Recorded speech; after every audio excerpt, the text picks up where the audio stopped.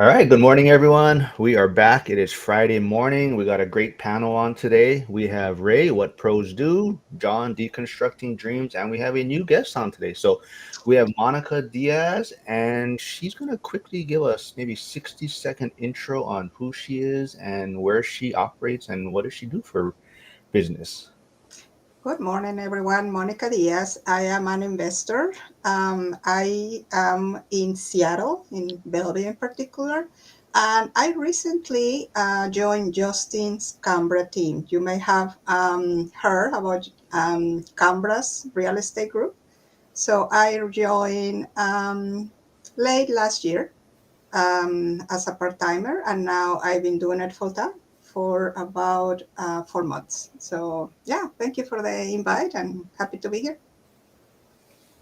No, awesome. Yeah. So, like I said, Justin was on a couple days ago. And I don't know, we want to know is he really still doing a lot of the work, or is it you folks behind the scenes that are actually taking on a lot of the clients? We're a team, and let me tell you, he leads a very good and tight ship, and we are really learning and helping the clients mainly as a team. Yeah. All right. Oh, let's see. We got Flavio tuning in from Grandview, Washington. So Flavio might have a lot of questions for you, Monica. We got Josh Burdick here tuning in, and All Nighter Hider. Yes, Hider. I heard Zuber mention today about the Crocs. He was talking about Crocs. I don't know if you guys heard this, but he was talking about the Crocs earnings and whatnot, and how they said the consumer is tapped out right now. But yeah, let's get started. So this is actually going to kind of focus a little bit on. I know John he's part of the school community, and a lot of the topics or posts that he's been making recently is about some maybe struggles that he's been going through with his short-term rentals. And Ray also has short-term rentals, and he's always been speaking how he's killing it, and he's going to actually be starting his third one. But I want to bring on John and maybe touch on some of these struggles, and is it still worth doing short-term rentals? So John, maybe you can fill the audience in a little bit about that. Oh, I would say it's definitely worth doing short term rentals, but you have to make sure that you're doing it properly. If you think you're just going to jump in there and grab an apartment and do arbitrage and have your basic type of unit, it's probably not the unit that's actually going to make any money. It's probably going to cost you money. So you're shooting for the probably top 20% of the market. That way you continue getting guests even while everybody else might be struggling. Now here lately, we had a very bad weather storm right at the end of July, and it caused so much weather here that we had flooding all over the city. We had casinos that had water just pouring down through them, and we're talking a new casino that's only like 2 years old. And needless to say, well, I had a guest at the property. They left the hot tub cover off of my hot tub, and it got filled with shredded leaves because the storm was so bad it actually did hail, and the hail shredded the leaves, and everything went in the hot tub, made a big mess out of the backyard. I had cleaned the backyard, chemical balanced the hot tub, cleaned it, made it beautiful that morning, and that evening we had a bad storm, and Mm. the guests left it in a horrendous condition. So I'm at work, an hour away in California, and the next guest is upset because it's not in as good a condition as what he would have liked, even though my cleaner went above and beyond and completely drained the hot tub. She, did her best to clean it up, even though she's not a hot tub technician. She did a very good job. Now, it wasn't acceptable. Okay. It was still a little bit dirty, not extensively like it had been. But I went over there after a 12-hour day and put in another 3 hours that evening to clean the yard, to clean the hot tub again. And the guest, while I'm in the middle of, working very hard to remedy the situation, brings out a lamp and says it's broken. I should just throw it away. The lamp simply had a burned out bulb. So, it gets a little frustrating sometimes when you're bending over backwards putting in a 15-hour day to make a guest happy, and they're that picky about every little thing. Is like, come on, it's a bulb that you're complaining about. Yeah. You're complaining about a weather event that, who has a hailstorm in the middle of July in Mm, the desert? I mean, mm, those are just things that are out of your control. So, it can be frustrating. It can be a little bit, disheartening when they give you a poor review because of things like that. But, you know, on the other side of it, it also happened to be the highest month I've ever had at the Airbnb for revenue. So, the there's certainly challenges. It's not for everybody, but it's definitely worthwhile, and certainly much more revenue than I would make as a long term rental. Before I tell you to stop whining, but and or Ray will give you probably a lot better feedback than I will. I just want to remind everyone about John's YouTube channel, Deconstructing Dreams. So go please subscribe. He's building up his subscriber count, so you can see that cool logo in the background.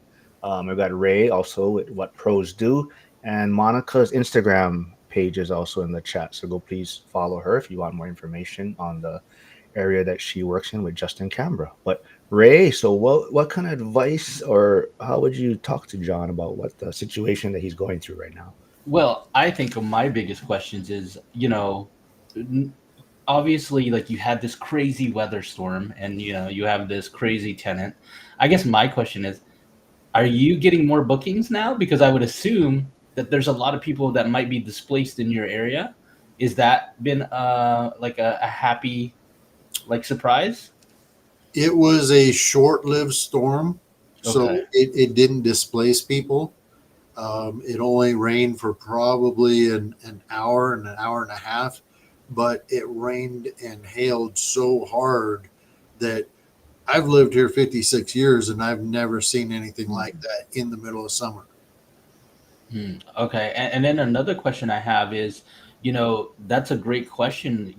Do you hold your guests liable, or do you file a claim through Airbnb in this situation? Or did you just cut this as like a doing business loss? You know what I'm saying? No, the part of the house rules are to replace the hot tub cover when it's not in use, and they will have a claim against them on it for damage to the hot tub. Having to do an emergency drain and what have you. But that's for the previous guest. You know, the guest that arrived and was upset because it wasn't in the normal, very excellent condition. He's the one who is frustrated and not being understanding at all about the storm that came in or the previous guest causing an issue. So there's not a lot I can do about it. AI is kind of taking over the review process for Airbnb. So it's very difficult to get reviews removed these days. So much harder than it was previously.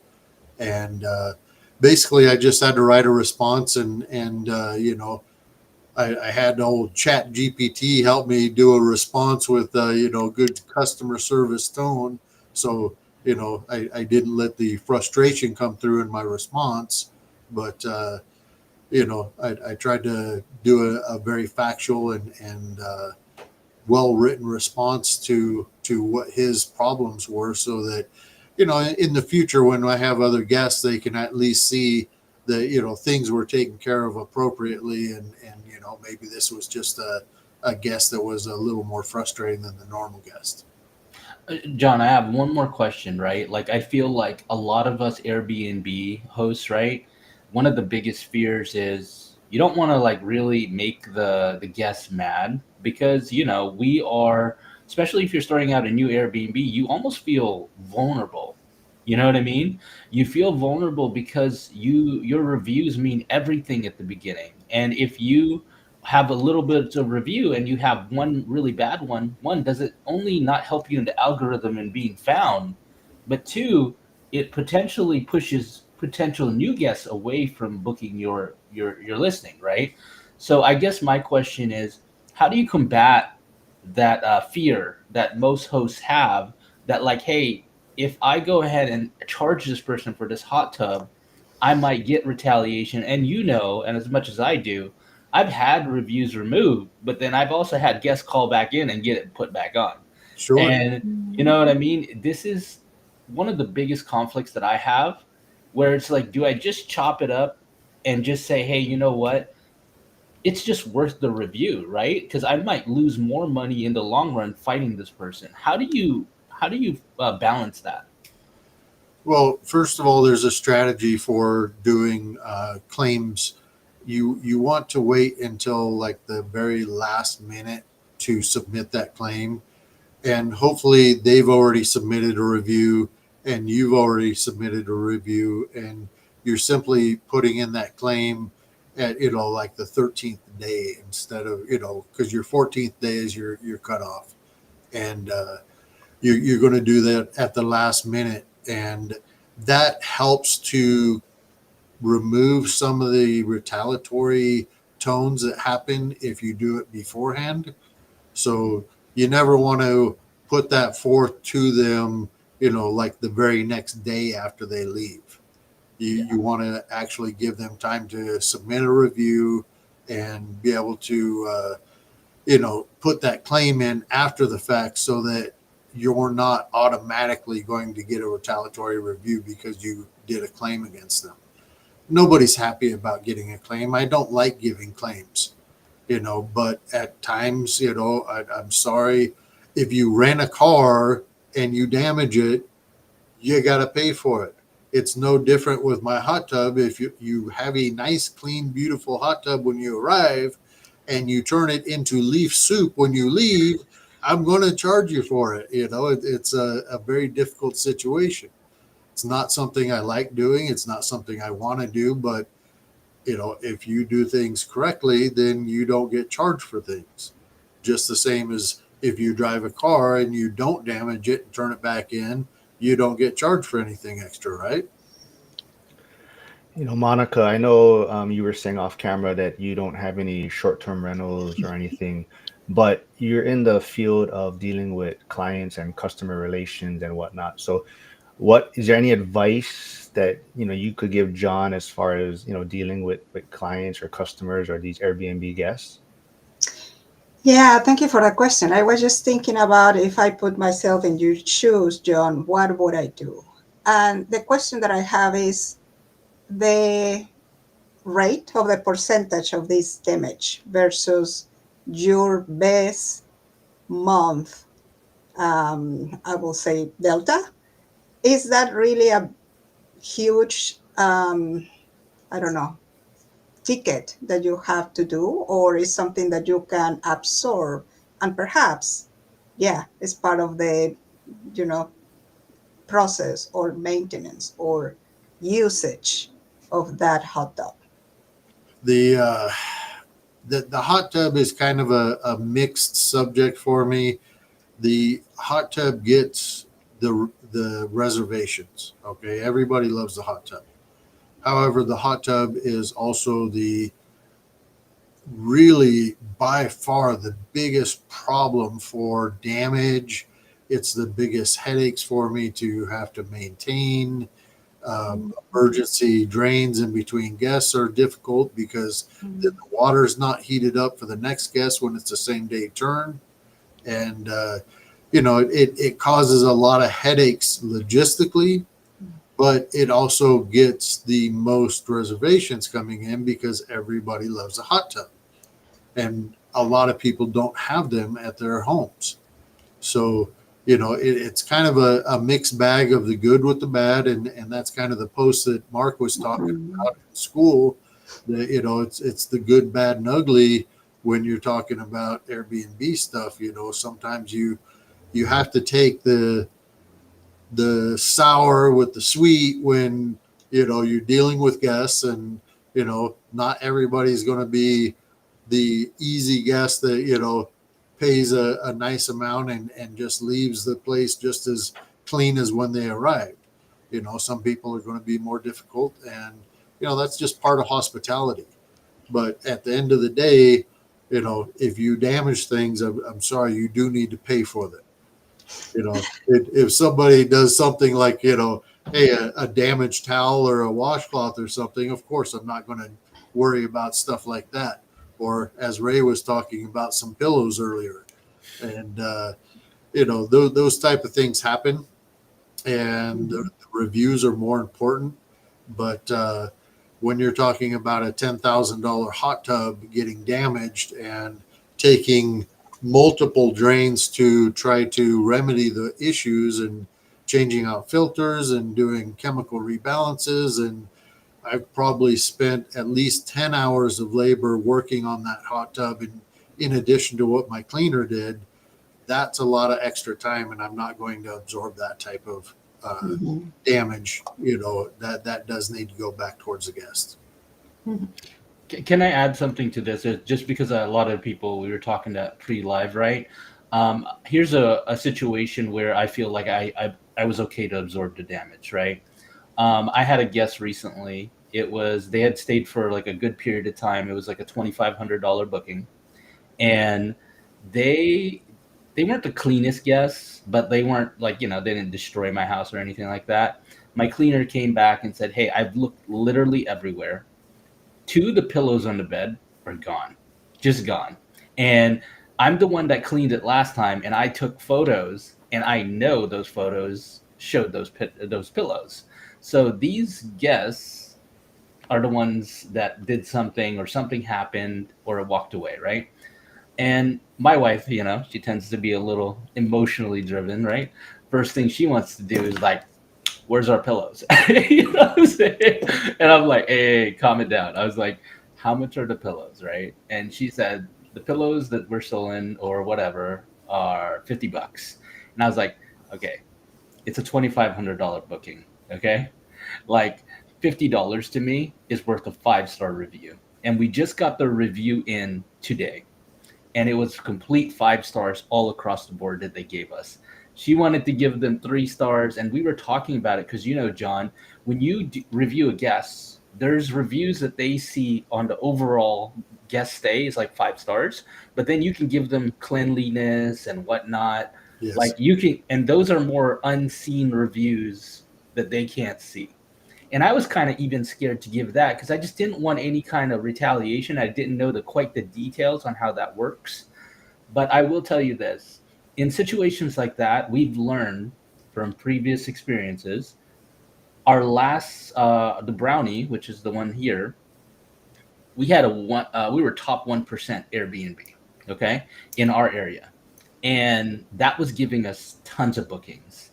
And one of our guests just wanted to ask us to vary from our house rules, and we were fairly new into the game, and we're like, no, we're gonna stick to our house rules, right? And we got a 3-star review, okay, and that took away our top 1%, and now we went down to top 5%. And I said to myself, I would have gladly paid $1,000 to keep my top 1%, Mhm. right? And I want this to kind of ring home to people who may be getting new into Airbnb. Sometimes, especially at the beginning, the reviews are worth more than you can imagine. You know what I mean? So if you can chop up a $50, 100, even a couple $100, I would do it at the early stages of your Airbnb. Yeah, I just wanted to add that. I've found that having over 150 reviews, getting a, you know, less than perfect review is, you know, still irritating, but it doesn't tank the score. Yes. So it's not nearly as important as when you first start out, when you've only got 5 or 10 reviews. Getting a less than 5 star just tanks that score horribly. So Yes. it's super important in the beginning, absolutely. And it's important all the time, of course, but it doesn't tank your score nearly as badly when you've got a nice pile of fantastic reviews. I've had people that would complain about the bed, being too hard. And I'm like, I've slept there a lot of times. The bed's not too hard. The beds I chose had 5,000 good reviews because people love them. You're not going to make every single person happy out there, and that's the point. Is I'm not sure how some hosts end up with 100, 200 reviews that are every single one of them 5 stars, because sooner or later there's going to be some Karen out there. There's going to be somebody that wants to charge their Tesla car when you didn't have any charging set up for the house. There's going to be somebody that's going to have an issue. Did So you just go there and see Karen? I did. Well, I do want to say good morning to Frank, old guy REI. I'm not sure if you have met Monica yet, Frank, but she is part of Justin Camera's team. I know Frank is working with Justin, possibly. Frank is in California, but he's looking to move or retire in your area. So he's been in talks with Justin Camera. So Frank, Monica is on Justin's team. We got All Nighter Hider here. We got JLD Systems, Jeff from York, Pennsylvania, tuning in. Hugo, stay winning. What's up, man? He says he's going to be in Vegas also for the One Rental at a Time event. Just want to remind everyone that tickets are on sale right now. And reminder that Pace Morby will be speaking. So I think a lot of people are thinking that the sub 2 community will buy up those tickets quickly once they find out Pace is speaking there. So if you're thinking about going, I would definitely purchase your tickets now. Um, Jason says they probably sexed those pillows up. You should be happy they're gone, Ray. Jason is here, and Jeff did a presentation at a local REI meetup. So he wanted to know if everyone wants to see his presentation. He may try to post his link, but hey, Nick is here. Lead Pray Hold is here. He's going to be a new, somewhat returning guest. He is in the One Rental at a Time community. He sold some of his rentals to buy Bitcoin. He went all in on Bitcoin. So he's going to be kind of that crypto Bitcoin space for me also. But he'll be back on Monday with Curtis. So they're both teachers. So that'll be interesting to see from a teacher's perspective. Also on like maybe are they teaching their students or talking about financial education on the side to their students. But that'll be a fun one. But John, as you mentioned, having all the struggles recently, and I'm always giving you a hard time about whining and whatnot. But you're looking into build an ADU, right? I know Monica and Justin folks. That's the big thing in their area, the DADUs, the detached ADUs. Is the ADU going to be possibly a short-term rental once you hopefully get it up? You had a meeting also with the city, right, or something this past few days. I had a meeting actually last night with the city, and that didn't go as well as I'd hoped. The state just passed Assembly Bill 396, which has a lot to do with ADUs, and it's forcing a couple counties and about 5 cities into having to make ADU ordinances. And part of what that bill was, they said that they had to allow rental activity, but they could take the transient rentals out of that stipulation. So the city, I don't think, is going to allow short-term rentals in ADUs, and that's unfortunate. It makes things much harder. I went to the city planning commission meeting last night, I wrote up an 8-page report showing where their proposed ADU ordinance has conflicts with AB 396, and they didn't really seem to care. They basically voted on sending those recommendations as is to the city council, and I'm sure they will be voting on that either this month or next month, because they've only got until July of next year to get this resolved, and they've already been working on it for a couple of years now. So next steps for me is to do even more research and put more into the report that I put together, and start emailing every single city council member and try to show them where some of the things that they have in there, such as parking, They want one off-street parking available for any ADU, and I don't have an issue with that. However, when you look at the engineering drawings, the frontage on most residential houses is probably 50 to 60 feet, somewhere around that area, and you're going to lose uh, you know 10 feet of that, at least 10 to 15 feet on setbacks for each side, plus your existing driveway and the new driveway that you want to put in. And there's stipulation in the engineering drawings that there needs to be 20 feet in between driveways. So you quickly run out of space on your frontage of your house. So it's not even a possibility of putting that in unless you put it right next to your existing driveway, which then you have to rip out your entire driveway and make it ADA compliant for federal regulations. So there's a lot of extra expense involved with trying to do something next to your existing driveway because of the ADA compliance issues that you've got federally.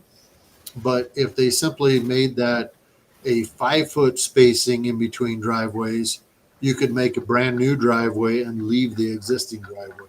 And that's some of the things that I'm trying to get with the city and talk with them about to make it easy to do and yet still compliant with what they want, with what feds want, and what the state wants. Monica, is that kind of some of the difficulties you guys are facing in your market for the dadus and whatnot to get them built? You break a little bit, but I think you're asking me about the data difficulties in Seattle, in particular, Yeah. in the markets. Is that right? Yeah, like is that kind of the same Yeah, struggle?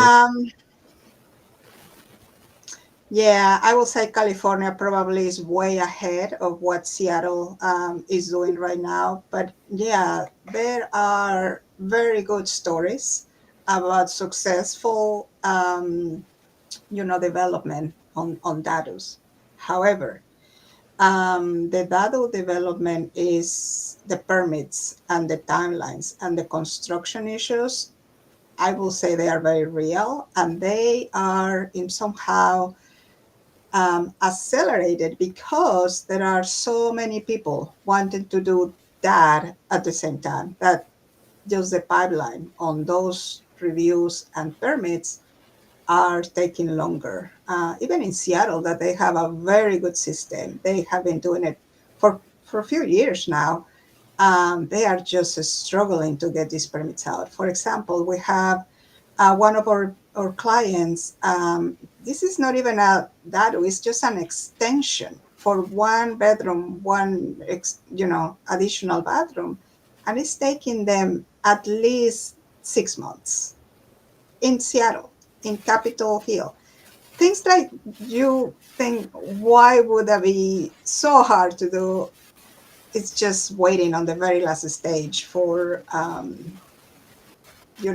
month in that stage, and it's not moving. Another example is also, I believe Justin has mentioned it, he's doing his dado development in Beacon Hill. And I think one of the challenges also is revegetation, things that you don't really realize. But when you take a tree or two trees, you have to obviously put back in X number of trees, and that takes a space, land that you have to consider. Even as John was mentioning, the parking, you cannot put just gravel or concrete. You have to make it porous, otherwise, it's not counting as part of the revegetation plan. So all those elements that you learn as you go, having kind of in our playbook. So we are passing all that information to our new clients or new customers that want to do that in order to save them time, think ahead of what the city is looking like. And every single city is different. Every single jurisdiction is going to ask you for something probably that you didn't consider on your past experience, but they are going to do it. And also the new laws are happening as we speak. So the cities are figuring it out as they go, as they find these new examples. And that's part also of the process that we all have to do as a growing development and density in our cities. But it is a great opportunity. It's what they call the new golden mine, because it really is giving you this force equity so easily when you have this land in the back and you can just do this now. Either rental, sell it in a very condominium, and that is really helping the clients to those, of dollars when you buy a property, especially in Seattle, here, higher price per square feet, they are going to give you the best return on investment when you put your money into these real estate properties. So the time to buy is now, especially because we are seeing a lot of listings staying longer. So now the buyer has the winning hand. They have been, you know, putting properties offers for 10% less of asking price, and they've been accepted. So it is a very good opportunity to start getting into the adu additional rentals. House hacking is just an amazing way to start. Yeah. Before we dig into what Ray's also working on, I saw him post a few things on social media. We got some other people tuning in. We got Josh Burdick. We have, like I said, oh, Nick also says he's done two ADUs. Best advice before buying new properties is to talk with the people building ADUs in the city already and see if they're easy to work with or a nightmare. So just to let everyone know, Nick is in California.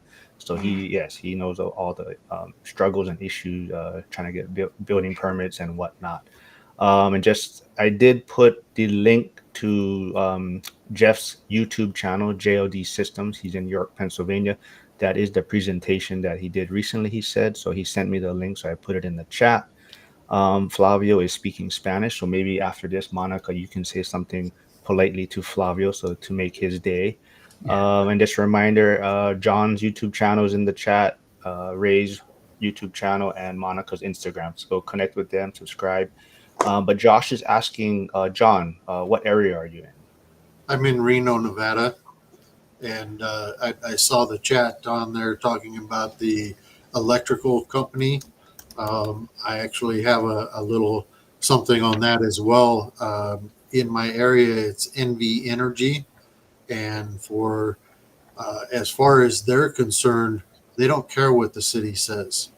If you're going to do a second unit at the property, you're going to have to bring in a new line that is a higher amount of electrical coming into the house, and they're going to make you separate out the panels.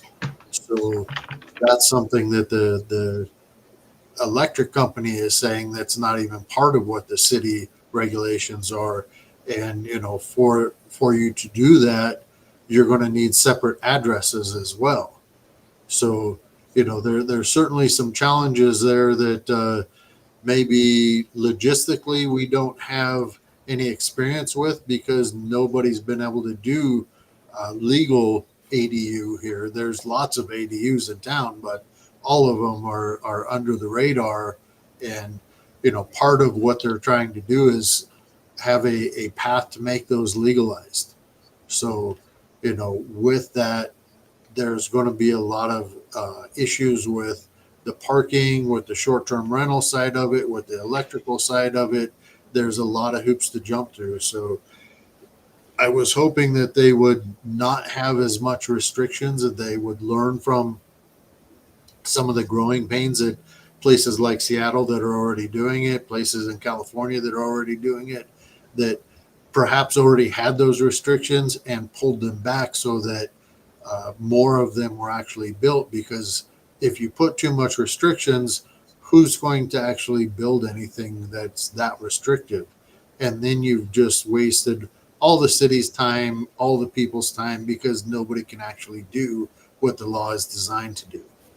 And that's what we were hoping for, a little less restriction from the state, but the city was able to convince the state to put some things in there, like the short term rental, stuff where they are able to restrict that from being a short term rental. But it doesn't make a lot of sense because the city is able to do a transient tax, and that transient tax would really help the city because they are in a shortfall for their budget and they're actually laying off people. So they're cutting off their nose to spite their face when they do things like that, because they'd be able to make more money if they made it less restrictive. So I'm not sure what the emotions are in that, but doing statistical analysis for the federal government, I tried to put everything together and show them, some logic, some data, some facts, and they're leaning on emotion. So unfortunately, that's where I'm kind of at a frustrated state with the city right now. But we'll work through it, and I'll have to pivot and do some different plans with it, but we'll figure it out. Absolutely. I want to say good morning to Andy tuning in from Ohio, Max from Oregon, C Web from Central Virginia. I also, like I said, I put Nick is trying to grow his YouTube channel. So, like I said, Nick sold some rentals, went all in on Bitcoin. He's a teacher in California. So go subscribe to his YouTube and Instagram page, please. Go check that out. But like I said, I saw Ray post a few things on social media, and I didn't really know about this. I know he has two short-term rentals currently, right? But I believe there's something else you're working on, right? So Ray, what did you post recently? Yeah. So I posted that my wife and I are looking to open our third Airbnb here shortly. Um, we're going to convert one of our long-term rentals that I bought in 2010. Mortgage super low on it. It's in a great like suburb type neighborhood, not a vacation area, but I have been having tons of success in little suburbs and getting like a bunch of families to come over and hang out, doing weddings and whatever. And I the unit makes me really good money, honestly. Like the mortgage is roughly 1,200. I'm making 600. I think I charge my tenant there like 2,800 something dollars. So I was making really good money on that property, right? And my thought is, why not make it more, right? And why not use what I've learned and the systems that I have on this property? So it is an investment, but since it's so close to us, it's not out of state in Michigan and super far away, I can take a lot more time furnishing it, right? And what I mean by that is, I can go Facebook Marketplace hunting, I can get some crazy deals, right? I'll give you an example. I'm a part of a lot of Airbnb Facebook groups here, and there's a lot of Airbnbs in Seattle. And one of the Airbnb hosts, they ended up selling their property and they were liquidating a lot of their stuff that they had for their Airbnb. So for like $180, I was able to get pretty much a brand new mattress, queen size bed, like crazy stuff that would cost up to thousands of dollars to kind of get, and I'm getting them for a steal. So really, I'm trying to make it not as risky because everybody knows trying to furnish like a 3 bedroom, 2 bath house, you're sometimes upwards in 20,000 or higher. So I'm trying to keep those costs low since it's a lot more local to me. Yeah, but yeah, that's our move is, and that's we're just gonna convert our long term to a short term. Ray, do you have a niche that you like to stay in with like themes, or having amenities race, or how are you finding success with your niche? Okay. And I really appreciate that question because, for our Airbnb, we call it the Brownie. And this is, I actually have a guest downstairs who's staying at the Brownie right now. And this one is very much the bar. It's got like, it's very kind of like a man cave situation, right? But it's funny because females and guys love it. You know what I mean? And the house in Michigan, it's really just a really modernly decorated home. Nothing crazy. There's no hot tub. There's no pools. Really, the biggest thing that's the driving factor is there's not a lot of Airbnbs in that Grand Rapids area that I found that were. I just feel like there's so many people trying to go there, and there's not a lot of homes, and I feel like I found a pocket. Right now, my biggest fear is the home here in Puyallup that I want to go ahead and Airbnb. I'm not quite sure, right? Because my house here is in Puyallup and it's doing well. But now here's a 3 bedroom, 2 bath. Will it do well? And I guess I'm kind of rolling the dice a little bit. And that's why for me, if I'm going to roll the dice, I'm going to take a more calculated risk and I'm not going to spend so much on furniture and whatnot. I'm going to try to keep that cost low because if I need to pivot, then I only spent 10,000 versus 20 to 30. You know what I mean? And that cost would be a lot easier for me to absorb than if I went all out. I get a little nervous because my city doesn't actually have any short-term rental regulations yet. Yeah. We don't have to have permits. We don't have to have licenses, anything like that. Even though we're still paying the city for the transient taxes and what have you, that's kind of part of the sign up when you get with Airbnb is they actually pay those taxes for you. Mm. Not the same case with Verbo or Booking.com or some of the others. They don't do that. They're simply a marketing platform, really.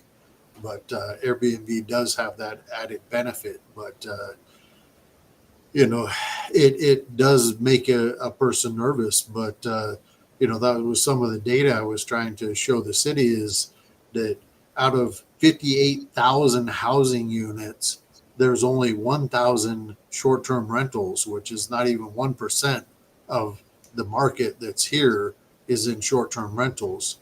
And when you're talking about ADUs, they only had 8 to 10 inquiries the entire year last year for the city. So that doesn't make any difference statistically in how many more Airbnbs there would be, short-term rentals or what have you. But they have a lot of casinos and hotels here, and they put out a lot of propaganda that they want to feed on people's emotional responses of, oh, there's parties and there's all these problems and police and what have you. And I try to let them know that what happens if there's an actual party. Say you're correct and there's an actual party at your Airbnb. What happens? You call the police, just the exact same thing that you would do if it was a long-term renter or an owner. It's the exact same process. So why is there such a huge fear of that happening?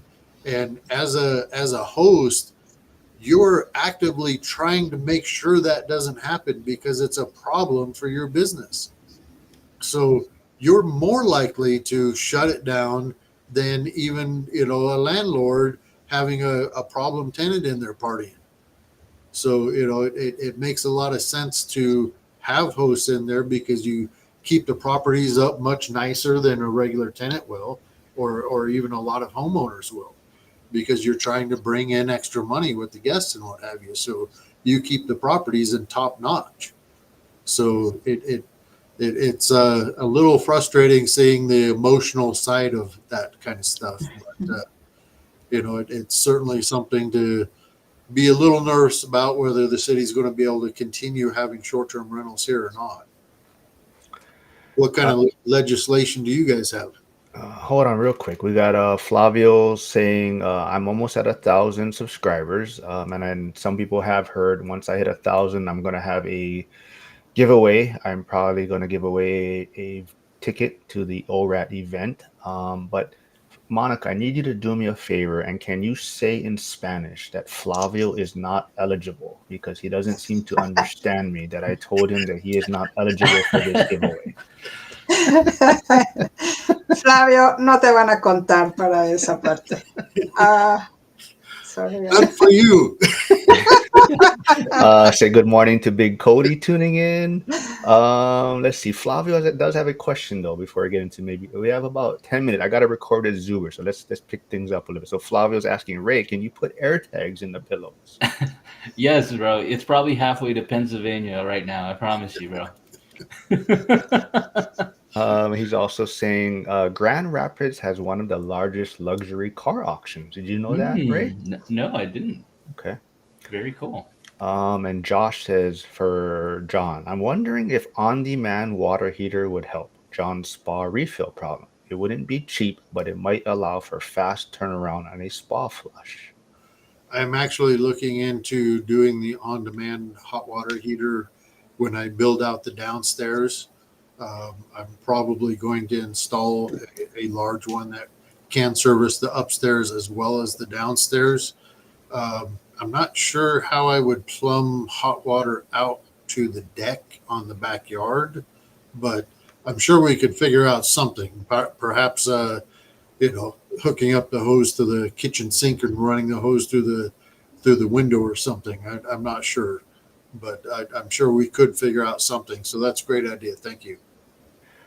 Frank, I'm not sure if you heard, you may have not been listening at that time, but just to let you know, Monica is part of Justin Canberra's team. And like I said, Frank has been in touch with Justin Canberra for when he possibly retires and relocates. But Frank says, I'm wondering if short term rentals are worth the work and stress. I have enough stress already. Hmm. Can I just touch on this and I'll make it quick. We just had a couple come over here, and Frank, this is the couple that was a contractor like yourself, and he wants to say thank you for you guys' piece of advice that you and Jim gave and recorded and I sent to him. So awesome. But I had chatted with this couple last night, and they came over, and we told them because they are trying to do an Airbnb, right? And it's a lot of stress. Um, and we were going through all the systems that you have to do, John, like this. you Yes. have you have breezeway, you have what you call it, price labs, you have all these little other techie things that you have to implement to really be a good Airbnb host and make it most profitable. And when I was looking at it, it is a lot, right? Like, because me and my wife were so used to operating at this level that like I don't really see it as a lot. But then when we are showing it to them, we were like, damn, they were really taken back. They're like, shit, you guys do all this? You know what I'm saying? But like, um, I guess what I can say is it is a lot. But Frank, if you have a community like ours, we can give those templates to you. Absolutely. We can make that process of getting in much quicker than you being by yourself, right? That's the whole point of our community, is to lift us all up, right? And I think if you are willing and you're willing to, take that, I think use the community to help drive that and make it easier on yourself. That's all I wanted to kind of add. I'll add on that as well. The last 3 months, I made more with my short term rental than I brought home on my paycheck at my W-2 job working for Mm, the federal government.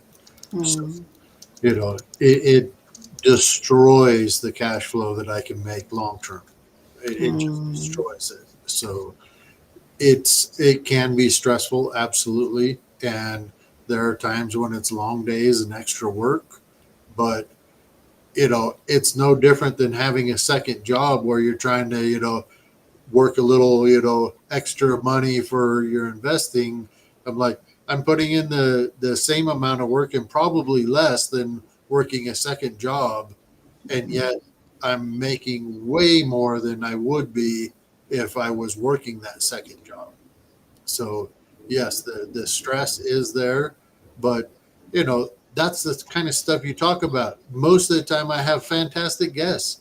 Most of the time, it's just regular people doing the vacation thing, having a barbecue and enjoying the hot tub, and the kids are playing in the backyard doing cornhole. mm, They're having a wonderful time. Like right now, we've got hot August nights going, so they're all checking out the old cars. Most of these guests are wonderful. We just talk about the bad ones. Stop whining then in school so much. Nah, but back to Frank a little bit. Like I said, he is going to relocate. He's working with Justin, but That might be something, right? He could do a dadu or ADU, and you think is it do people short term rental those smaller spaces, Monica? Yeah, I think we've seen it. And welcome to the Northwest, Frank. We would love to show you around and help you to find the right property for you. And we were just talking about house hacking or even bank land, is how we call it. You are your property and you have your piece of land for future development. And I think we believe this the easier that is going to get because the cities are going to learn is going to happen faster as you know this boom kind of is stabilizes. So I do believe bringing your California very well earned equity to the Pacific Northwest and finding a good property, especially for development or short term, mid or long term rental.